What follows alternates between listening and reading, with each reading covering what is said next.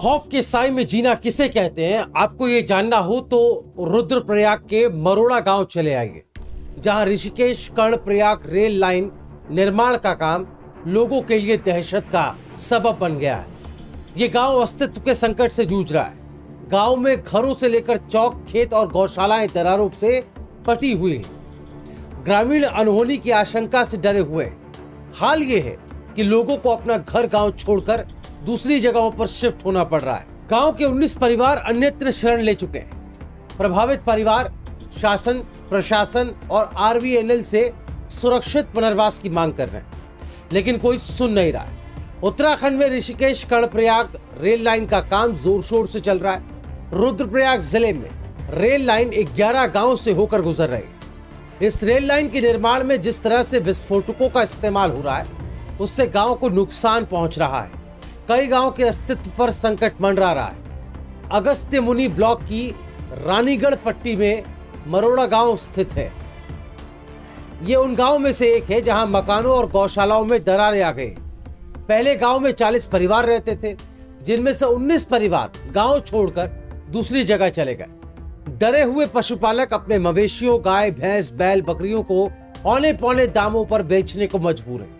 ग्रामीणों का कहना है कि ऋषिकेश कर्णप्रयाग रेल लाइन से गांव में सभी आवासीय मकानों, गौशालाओं और खेतों में गहरी और चौड़ी दरारें पड़ी हैं, जो लगातार बढ़ रही हैं। आए दिन हो रहे विस्फोटकों से लोग सहमे हुए हैं। इनमें मकान और अन्य संपत्तियां कभी भी मलबे के ढेर में समा सकती हैं। वहीं जिलाधिकारी रुद्रप्रयाग मनोज गोयल का ये कहना है कि दूसरी जगह शरण लेने वाले 19 परिवारों का किराया आरवीएनएल वहन कर रहा है। आरवीएनएल को गांव के विस्थापन को लेकर भी कार्रवाई करने को कहा गया है। दोस्तों, आपको बता दूं कि उत्तराखंड राज्य में ऋषिकेश कर्णप्रयाग रेल परियोजना का निर्माण का जो काम है वो तेजी से आगे बढ़ रहा है, जिसको 10 चरणों में पूरा किया जाना है। इन दिनों सुमेरपुर से गौचर के लिए रेल परियोजना का निर्माण कार्य चल रहा है, लेकिन जिन गांव के नीचे से सुरंग बन रही है, वहां के लोगों का चैन छिन गया। लोगों के घरों में दरारें पड़ने लगी। डर के मारे लोग रात रात भर सो नहीं पाते। मरोड़ा गांव में भी यही हाल है। यहाँ कई मकानों में दरारें पड़ गई है, जिससे भविष्य में कोई दुर्घटना घट सकती है। इसी प्रकार रुद्रप्रयाग जिले के नरकोटा गांव में भी सुरंग निर्माण के कारण कई आवासीय भवनों पर बड़ी दरारें पड़ गई। पीड़ित परिवार खौफ में जिंदगी गुजार रहे हैं। उनका कहना है कि सरकार और प्रशासन पीड़ित परिवारों की परेशानी को अनदेखा कर रहे। इस वजह से वहां के ग्रामीणों के बीच में भारी आक्रोश है। अब जिन लोगों को नहीं पता, उनकी जानकारी के लिए मैं आपको बता देता हूं कि आखिर 4 धाम रेल परियोजना है क्या, इससे क्या फायदा उत्तराखंड को होगा।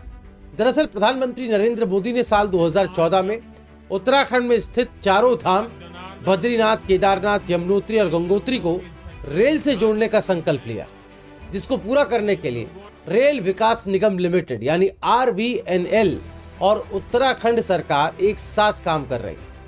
आरवीएनएल के अधिकारी का यूट्यूब चैनल पर जो जानकारी दी गई है, उसके मुताबिक 327 किलोमीटर की इस रेल लाइन में लगभग 75,000 करोड़ रुपए की लागत आने की उम्मीद है।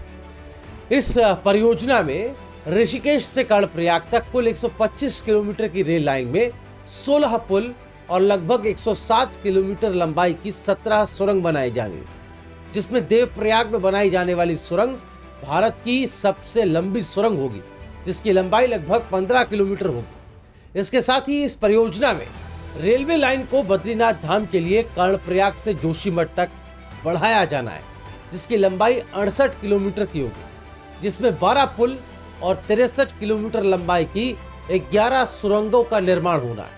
साथ ही केदारनाथ धाम के लिए कर्णप्रयाग से सोनप्रयाग तक 91 किलोमीटर की रेल लाइन में 20 पुल और 80 किलोमीटर की 19 सुरंगों का निर्माण होना है। 4 धाम रेल परियोजना के अंतर्गत ही गंगोत्री और यमुनोत्री के लिए देहरादून के डोईवाला से उत्तरकाशी तक 102 किलोमीटर की रेल लाइन प्रस्तावित है, जिसमें 17 पुल और 70 किलोमीटर की 21 सुरंगों का निर्माण होना है। परियोजना की वर्तमान स्थिति को देखें तो ऋषिकेश कर्णप्रयाग रेल लाइन के लिए सुरंगों और स्टेशन का निर्माण किया काम जो है वो शुरू हो चुका है। बाकी की जो परियोजना है उसका अंतिम सर्वे समाप्त हो चुका है। रेल विकास निगम अपने YouTube चैनल के जरिए ये दावा करता है कि चार धाम रेल परियोजना विकास का प्रतीक है, जिसके बनने से चार धाम की यात्रा वर्तमान समय में यात्रा में जो समय लगता है वो आधे समय में ये पूरी हो जाएगी। साथ ही 345 किलोमीटर राज्य की सीमा चीन से लगी है, इसलिए इनका यह भी दावा है कि इस रेलवे लाइन के निर्माण के बाद देश की सेना का साजो सामान आसानी से सीमाओं तक पहुंच सकेगा। अब पर्यावरण आखिर इसे लेकर क्यों चिंतित है, पर्यावरणविद क्यों चिंतित है? तो रेल विकास निगम के द्वारा जो जानकारी दी गई है उससे साफ हो जाता है कि चार धाम रेल परियोजना का अधिकांश हिस्सा सुरंगों से होकर गुजरता है। इस कारण इन सुरंगों के निर्माण के लिए पहाड़ों को खोदकर उन्हें खोखला किया जाएगा, जिस कारण इन पहाड़ों से निकलने वाले प्राकृतिक जल स्रोत प्रभावित होंगे। डाउन टू अर्थ में एक छपी रिपोर्ट में वरिष्ठ पत्रकार त्रिलोचन भट्ट लिखते हैं कि टिहरी जिले में पड़ने वाली दोगी पट्टी के दर्जनों गांव के प्राकृतिक जल स्रोत सुरंग निर्माण के कारण सूख चुके हैं। त्रिलोचन भट्ट का कहना है कि इस गांव के जल स्रोत का पानी कहां गया, इस बात का अंदाजा पहाड़ी के नीचे बनी सुरंग के एग्जिट पॉइंट से बाहर निकल रहे पानी को देखकर लगाया जा सकता है। इसी संदर्भ में वानिकी कॉलेज रानी चौरा में एनवायरमेंटल साइंस के एसोसिएट प्रोफेसर और पर्यावरण विशेषज्ञ डॉक्टर SP सती का कहना है कि अगर सुरंग बनाने में पर्यावरण के अनुकूल तकनीक का इस्तेमाल हो तब भी पहाड़ियों का ड्रेनेज सिस्टम प्रभावित होता है। वहीं ह्यूमन राइट्स लॉयर और कंजर्वेशन एक्टिविस्ट रीनू पॉल का कहना है कि जैसे जैसे उत्तराखंड के पहाड़ों में निर्माण कार्य बढ़ रहा है वैसे ही राज्य में आपदाएं भी बढ़ रही हैं। सरकारें विकास के नाम पर प्रकृति का दोहन लगातार बढ़ता जा रहा है, जिसका सीधा असर राज्य के पारिस्थितिकी तंत्र पर हो रहा है। राज्य की जनता को भी समझना होगा कि जो विकास हो रहा है उसकी कीमत हमें किस प्रकार चुकानी होगी। वहीं एनवायरमेंट कंजर्वेशन जर्नल में प्रकाशित एक स्टडी रिपोर्ट के मुताबिक हिमालय में इस प्रकार का निर्माण सामान्य रूप से पारिस्थितिकी तंत्र और खास तौर पर कृषि पारिस्थितिकी तंत्र दोनों को बुरी तौर पर प्रभावित करेगा।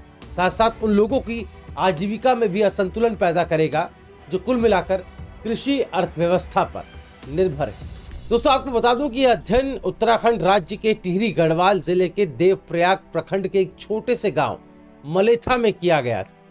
इस रिपोर्ट में यह बताया गया कि मलेथा गांव की जलवायु और यहाँ की भौगोलिक परिस्थितियां बड़ी संख्या में सब्जियों, फलों, अनाज, बाजरा, दाल और चारे के लिए उपयोग होने वाले पौधों की खेती के लिए उपयुक्त है, जो मूल निवासियों के जीवन यापन के लिए महत्वपूर्ण है। लेकिन चार धाम रेल लाइन इस गांव में रह रहे किसानों के खेतों से होकर गुजरती है, जिस कारण गांव के किसानों की बहुत सी जमीन रेल लाइन के निर्माण कार्यों के लिए अधिग्रहित की गई है।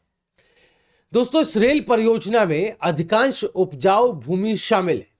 इसी कारण क्षेत्र की पारंपरिक फसल विविधता पर इसका नकारात्मक प्रभाव पड़ेगा। ये अध्ययन जो किया गया है केवल एक ही गांव के लिए किया गया है, लेकिन इस प्रकार के और भी बहुत से गांव हो सकते हैं जो इस परियोजना से इसी प्रकार प्रभावित होंगे। इसमें कोई दो राय नहीं होनी चाहिए।